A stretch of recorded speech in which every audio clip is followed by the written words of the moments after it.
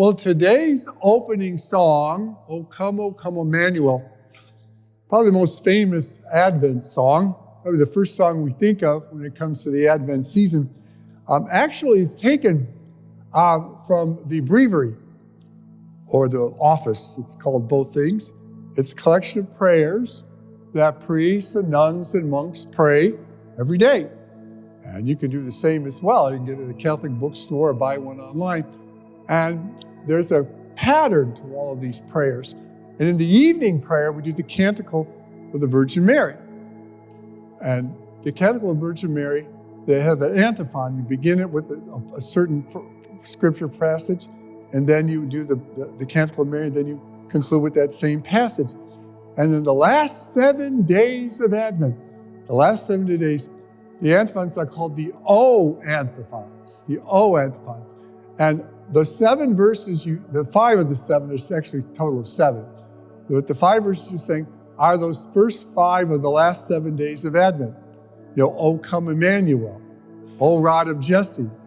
And when today is the 5th day, and the last verse we sang was, O key of David, come and open wide our heavenly home. O key of David. So that got me thinking about keys. And I was thinking about, first these are my keys, by the way. Okay. They've changed over the years.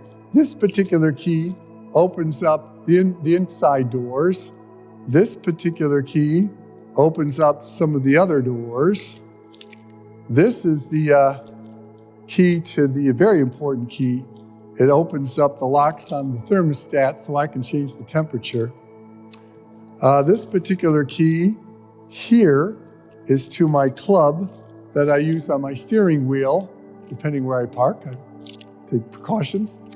This particular key opens up the safe. This particular key really has no value at all. It was my old bike key. I got rid of the bike 10 years ago. I don't know why I still have that. And this here isn't a key at all. This is a punch. So if you're having a cigar and you don't have a cutter, you just punch the hole at the back of the cigar and you're all set. Keys. And I got to thinking about keys. And you know what? When you get a key, it comes with responsibility. Think about it. Keys and responsibility go hand in hand. I remember the first time I ever got a key. I was in middle school. My sister Mary and I had come off the bus. It was a half day. For whatever reason, my mom and dad forgot it was a half day. Mom and dad both at work. So we went to the house and the door was locked. My sister, very clever. She says, I know how we can get in. I said, how? I says, we'll just take because fortunately it was early in the fall, so it was warm. He says, look, Mom always opens up the bathroom window a little bit after Dad gets in there. See, it's open. We'll just take down the screen, push it all the way and crawl in. And that's exactly what we did. We broke into our own house. By the way, I think it's a very good idea to teach your children how to break into the house. It's not a bad thing to do. It's a good thing to know, trust me. So we broke into our own house. When the parents came home, they were surprised to see us there already. And we said, well, we told them what happened. And they looked at that, and my dad and mom decided that was the time that each of us would get a house key. So in case this happened again, we could get in the house. Made sense, didn't it? The second key I ever got, I turned 16. I got my driver's license. I got my own key. My parents had 2 cars. My dad had a Lincoln. My mother had a 63 olive green Marauder. Guess which car I got the key to? If you guessed the Marauder, you were right. Dad was going to be touched as Lincoln. So I got my second key. But it came with responsibility. I learned how to drive now, so now I have a key to exercise that responsibility. And that comes with life.